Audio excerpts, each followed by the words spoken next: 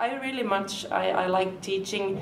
It's very independent and I can do what I want. So the classroom is my kingdom. I can decide what methods to use and even what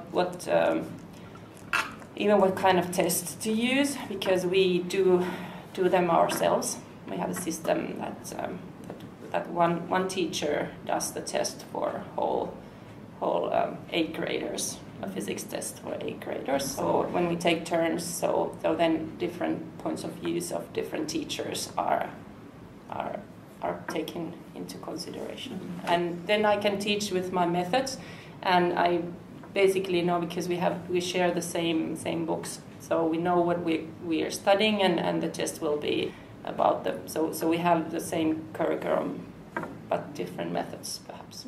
To be autonomous, yes, surely in our classrooms, but to be able to do so, we need to become dependent on each other's understanding and expertise. Finally, in Finland, as you know, it is the site-based curricula.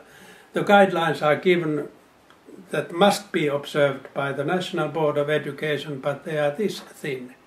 Nothing a compendium or a manual, nothing to do with that. These are kind of overarching, which are equally valid to math teacher, arts teacher, PE teacher, handicraft teacher, language teacher, social studies teacher. So in that sense, I think, and they are not given any detailed instructions about what the specific teacher should or should not be doing in his or her classroom. It's up to the site-based curriculum to specify, again, as part of the collegial discussions and the collaboration, what they want to do within the have to do, the compulsory guidelines given. So in this sense, we are working towards a target.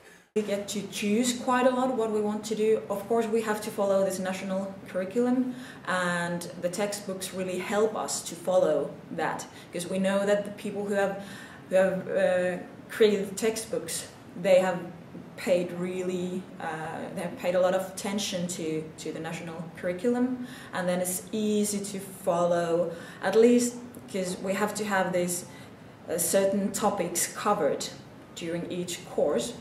But otherwise, of course, you can introduce as much information as you want to, and sometimes the students, they are more interested in doing something else than bookwork. And we try to do a lot of like communication activities in the classroom, and then leave the written stuff for homework and so on. Who writes the textbooks?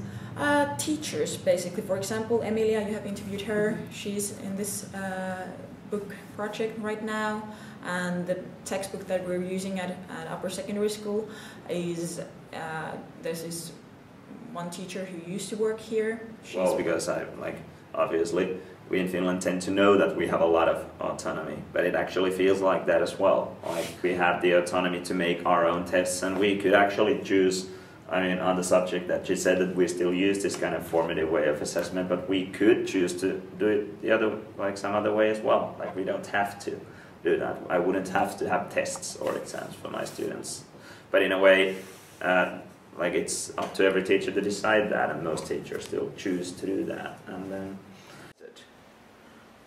And teachers are trusted. I mean, and you're allowed to do whatever you want, as long as you keep within the curriculum, and the curriculum is very loose. It doesn't really say anything. It just gives you a sort of a target, a goal, and then you're allowed to do whatever you want with it. The how is up to you, more or less.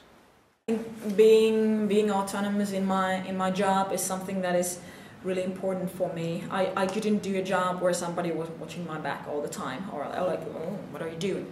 I couldn't do something like that, and I think in general teachers are really respected in Finland.